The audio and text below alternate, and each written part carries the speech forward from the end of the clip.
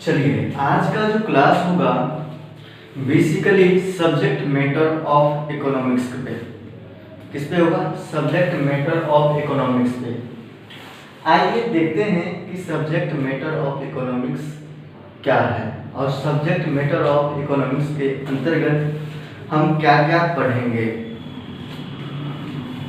First of all, subject matter of economics का जो classification किया गया है 2 कैटेगरीज में। कितने कैटेगरी में? 2 कैटेगरी में। First micro economics.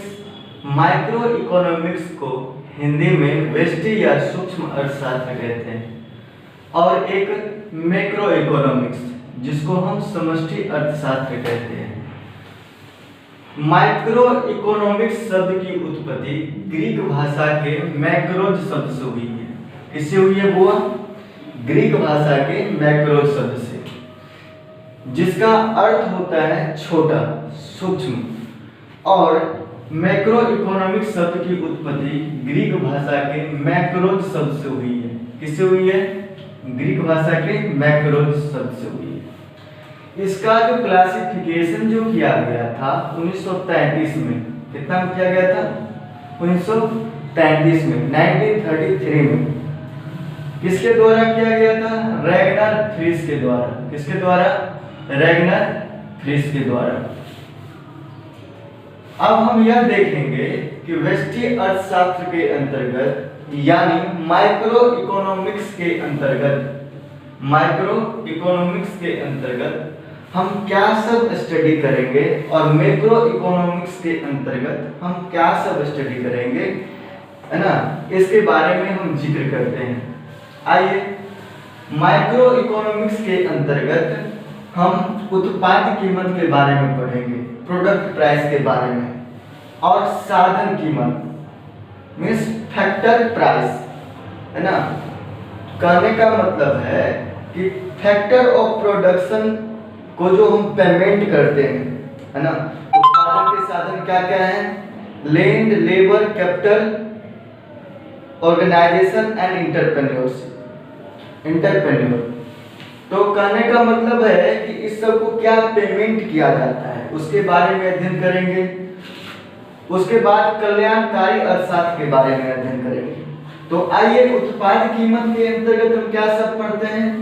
Law of demand या प्रिंसिपल ऑफ डिमांड या theory of demand and theory of supply means law of supply. Theory of demand या लॉ ऑफ डिमांड या थ्योरी ऑफ सप्लाई या law of supply क्या होता है, separately हम इस चैप्टर में हम जिक्र करेंगे। साधन कीमत, साधन कीमत मीन्स मजदूरी। मजदूरी किसको दिया जाता है? वो मजदूर को मजदूरी दिया जाता है। किसको दिया जाता है?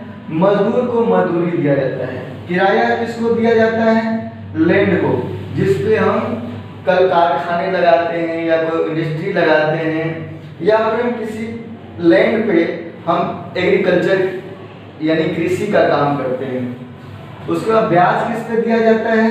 कैपिटल पे ब्याज दिया जाता है। किस पे दिया जाता है ब्याज? कैपिटल पे ब्याज दिया जाता है।